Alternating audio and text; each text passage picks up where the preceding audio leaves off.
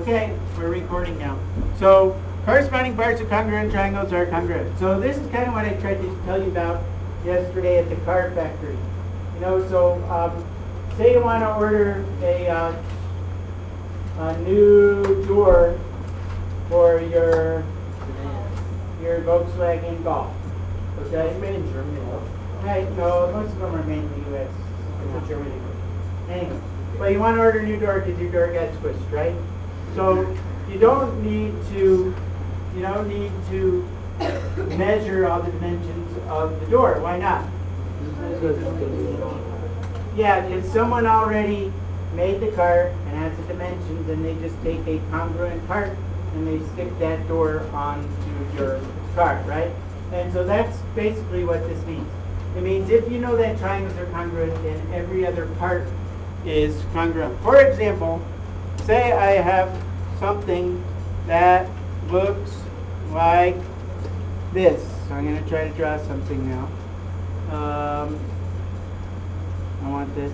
I'm going to try. Oh, I always do the wrong thing. So here is one of these things. A Z kind of looks like this. Okay? And an hourglass. And I'm going to call this A, B, C. Why did I label it like that? A, B, C, D, E. Okay? And I'm going to tell you that this is congruent to this. And I'm also going to tell you that angle E is congruent to angle D. Okay? And I'm going to ask you, is angle C congruent to angle A? Yes. Why? Because that angle, those have to all three equal 180. Whatever those two add up to, the other one has to equal what's left over. Yeah, but you only have two angles that are congruent. Yeah, but Or you yeah, have and the other one, the first one. Yeah. Right. So if you want to use the equal angles, so Ah. you have angle side, That's what and then since we're congruent, Perfect, okay? So you remember in the beginning when we were talking about deductive reasoning? Sam just made a perfect deductive argument. That's why we're doing it, okay? He said, well, I'm given these two pieces, right? This is congruent to this. And I'm given that this is congruent to this. But I also learned earlier in the year that these two angles are vertical angles, and we know something about vertical angles. They are what? Congruent. And then he said, now because I know this angle, and this side, and this angle, and this angle, and this side, these triangles are congruent because of angle, side. So you could say like triangles congruent because of AS, and then these little symbols like this, you know what that means? Therefore, I think I told you that before, right? Therefore, angle C is congruent to angle A, and the reason for that is this right here, okay? CPCTC. Corresponding parts of congruent triangles are congruent. Okay, so that's kind of taking you through a little, it's getting you ready for the idea of proof. Okay, so I'm going to do a little more formal proof for you. Okay, and so I'm going to try to draw a triangle. We're not going to be officially proving things until Friday, but we will. So here is a picture for you. Watch this picture. No, I don't want to do that. Is this recording? Wait, let's pause. You want to know, is AE congruent? Here we have this picture of this nice triangle thing. And what you're trying to show is AE over here congruent to BD over here. See if you could look at that a minute and see if you could think about anyone come up. So you might want to say that you want to kind of work backwards, okay? If AE is congruent to BD, then they would have to be in two congruent triangles, basically, right? Okay? So if I look at this triangle, AE is in this triangle, and BD is in this triangle, but I don't really have enough info to show that this triangle here is congruent to this triangle here. Do you see two other triangles that I can show to be congruent? Yes, Chad. AE, what's this triangle where? AED, AEB, right? AEB and BDA. How would I show that those two triangles are congruent? What could I use? So you kind of have to look at stuff that's overlapping. What's overlapping? What do both this triangle and this triangle have in common? They have this side right here. See that they both have this side? They both have a one congruent angle there. See that? And they both have one congruent angle there.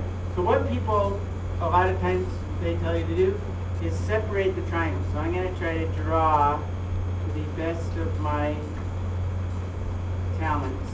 Okay? Here's one triangle. Now this is going to be trickier. And here's the other triangle. I'll try. They might not look perfect, but you'll get the idea. Right? They don't look exactly the same, but if I were really high tech, I'd kind of separate them. But this is ADB over here, and this is BEA. You guys see that? I pulled this triangle over to here, and I pulled this triangle over here. And now I know that angle D is congruent to angle E. Good. And I know that this angle here, this little angle here in this triangle is B in this triangle, right? Yeah. And that's congruent to angle A over here. And what else do they have in common? This side AB. Good. So why are these two triangles congruent? Angle, angle, side. Because these two triangles are congruent by angle, angle, side, what has to be true about AE and BD? Here's BD, here's AE, and they're congruent by CPCTC. So if I were going to write a proof, I'm going to show you how to write a proof for this, right?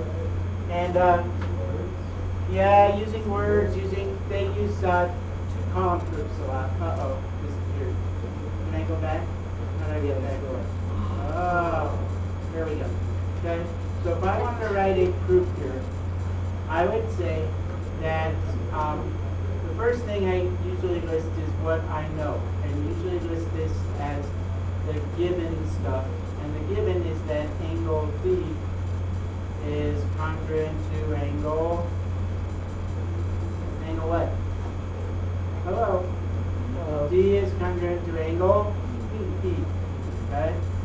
And you have to have a reason for everything you do. And the reason for that is if this. Got it?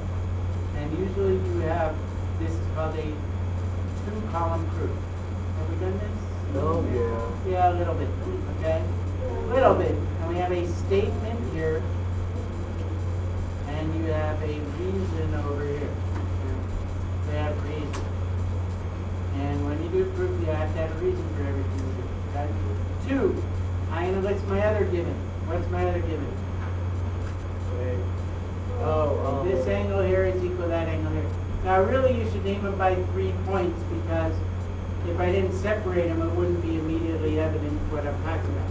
So you could say that angle DBA,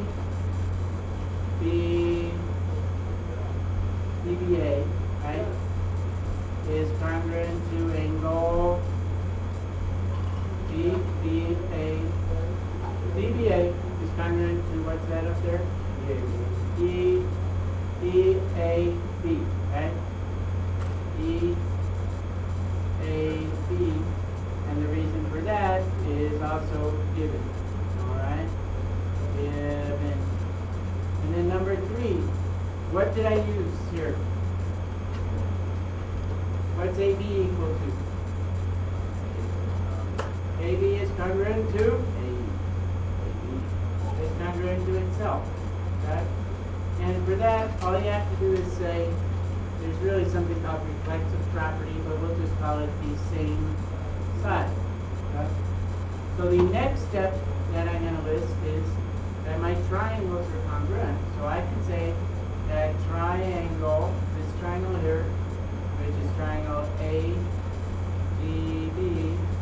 is congruent to triangle, what?